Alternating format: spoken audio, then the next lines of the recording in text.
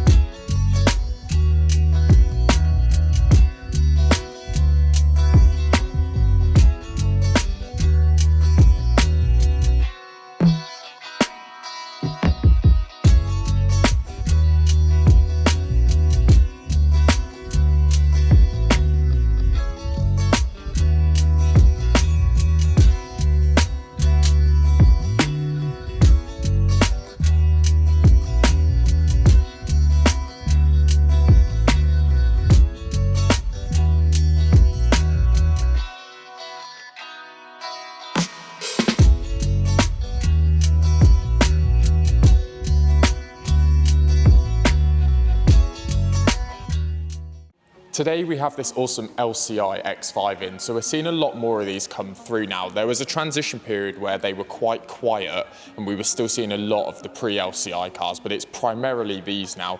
Now this car came to us with a couple of M Performance bits already on it, so the front splitter elements and the rear splitter elements were already actually fitted to the car in carbon fibre. So there was a couple of eccentric styling points already on the car, but we needed to help complement it. The rear boot lid just slopes off on the standard car, it's nothing special. So we teamed up with the guys over the M Performance sector to get the spoiler fitted. So Blake's been working hard at fitting that all morning for us and it looks absolutely fantastic. Now, the car isn't on air ride, it's actually on springs, this one. So it has a bit of a higher look. Now, the original wheels, they're a little bit simple, if I'm honest. So the point that we were trying to get is, let's get a more off-road utility SUV look, because we're leaving that ride height raised up. Now, we've done that with the 22-inch MW10s. So we've gone down the route of the precision black option, which looks really good. The car's a dark blue, almost a tanzanite color, so it looks really, really nice with that contrast. And then obviously we've teamed up with the guys at Yokohama to get some tires on them. Overall, I think it looks fantastic.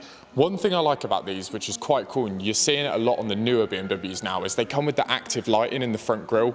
I think that's a smart touch, especially when you've got the daytime running lights on. It all looks really cool together. So I'm sure Rory will grab some clips outside and we'll have a further look at it.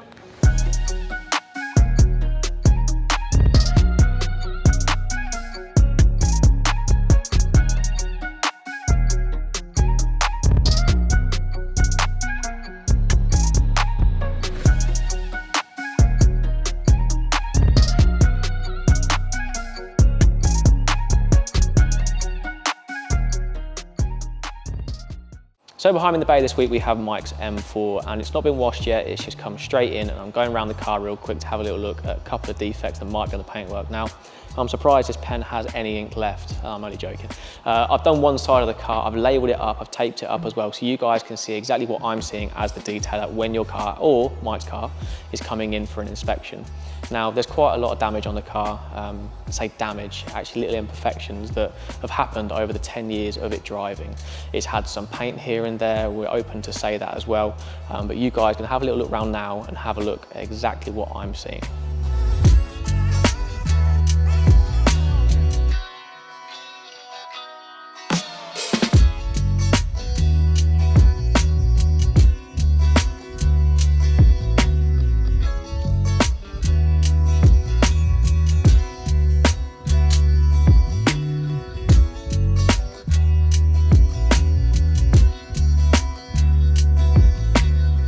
Right, so gone around the whole car, done our paint report, and we can tell you that this rear quarter has definitely had some paint, and there's some suspected paint on that door as well.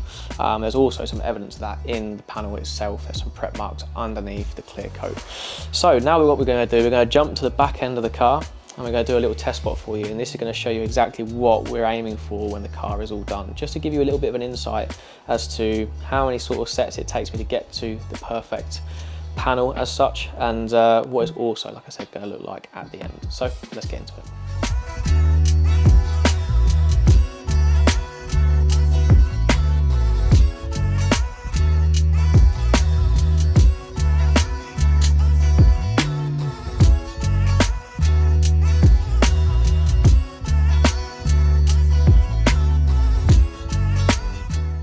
So as you can see from the clip just there, the paintwork is looking really, really good once again. It's got a couple of little defects in there still, but that is from where the previous paint was done.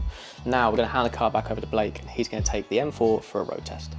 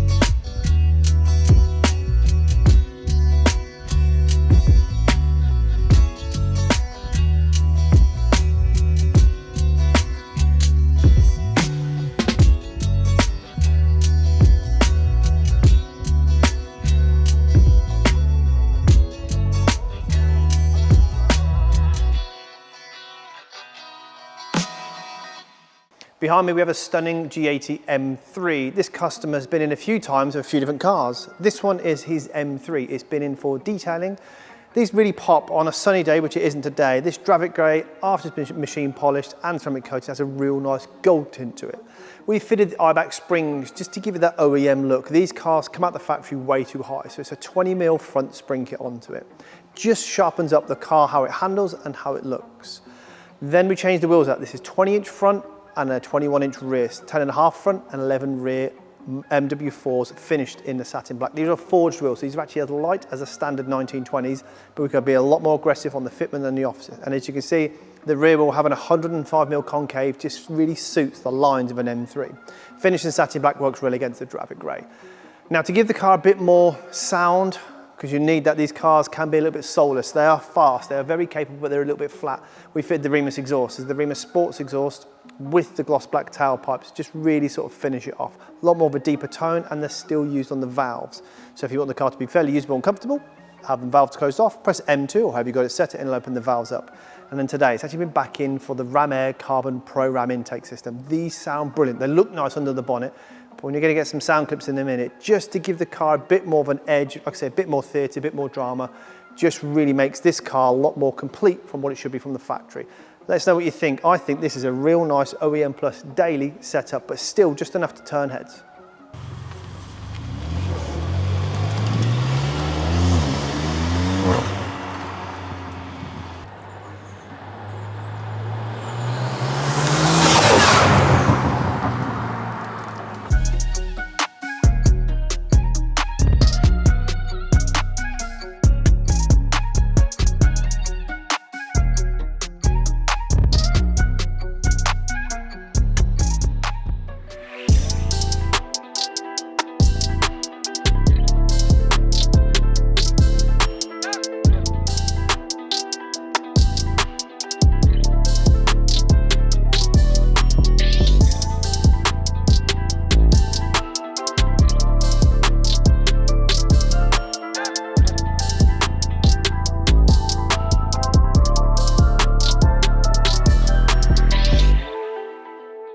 Behind me then we have something slightly different this week. Normally when we sell a set of MW1 wheels, we're looking at something like an F80 M135i, a newer shape A45S, a Golf R.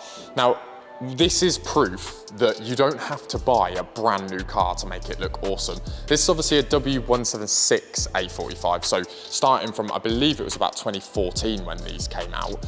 Now, this is proof that you can still buy something 10 or so years old, make some modifications to it by putting the aero pack on it, lowering it a little bit, and obviously putting MW1 wheels on, and it looks absolutely fantastic. I love these cars, I think they're absolutely brilliant. They've got all the character because they're pre-OPF, so you get all the noise out of them. They're absolutely rapid. They're a great competitor for something like an M140, and when you stick a set of awesome wheels on them and bring the ride height down a little bit, they just look absolutely fantastic. Let us know what you think of the car behind.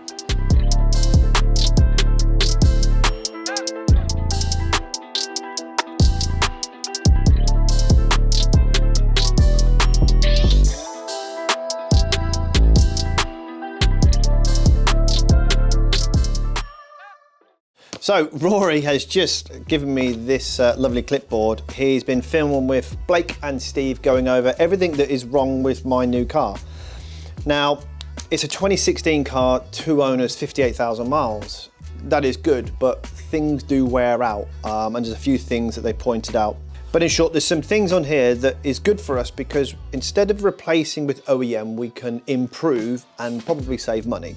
So 10 things I'm going to just point out is the suspension. So on the front of the car, you have obviously adaptive dampers with springs, and on the rears, you can see they're also adaptive with springs.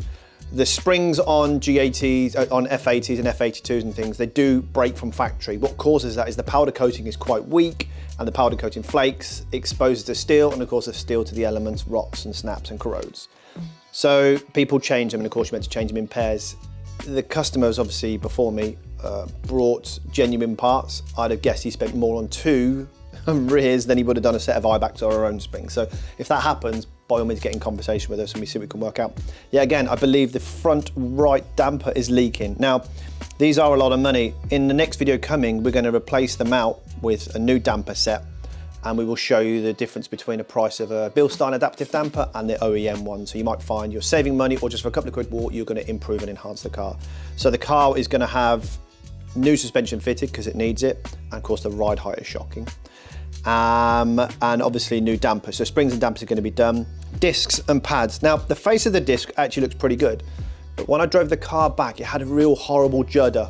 I thought the previous guy hadn't done a lot of miles in the last year or so. He kind of kept it as his weekend toy and washed it lots. And that's good, but unfortunately when you wash the car and then you reverse it and put it away in your garage, the discs can rot from the inside. They just need to basically be driven and get the water and the wheel cleaner off of them. But the discs are rotten. So of course we'll replace the pads. So discs and pads all the way around are going to be replaced. They're a bit of a must on a car like this, and yet again, you'll probably find, because I've done 58,000 miles, it is probably the genuine discs still. I'd probably say the pads have been replaced, but the genuine discs have been done. Also things to note. Now the tyres, interesting one on tyres, when you go for an MOT in the UK, they go on tread depth, and you can see, I think Blake has put on here, tyre tread is pretty good. Fronts are 5.5, one front is 7, and the rears are 4. So that's fine, there's no problem at all, that will pass an MOT. But the date stamp on the tyres is the 28th week of 2008. Now we're in 2025, those are 7-year-old tyres. When I was driving the car, you could just put your foot down and it wants to just step out in third under partial throttle. That's not because it's got heaps of power and torque and the gearbox is a bit spiky on the map, that's one thing, but they're just tyres, they're just rock hard, they are just trash. Now, we are not going to be changing the tyres on these wheels because in a video down the line, we will be changing the wheels out. But as you can see, there's a lot to go through. It will be, once it's done, a really, really, really nice example. So for the next few weeks, you are going to see us improving and replacing, updating the paintwork, and then adding performance parts such as exhaust, intakes, panel filters.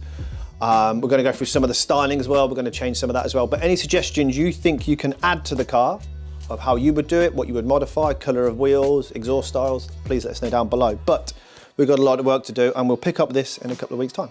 Thanks.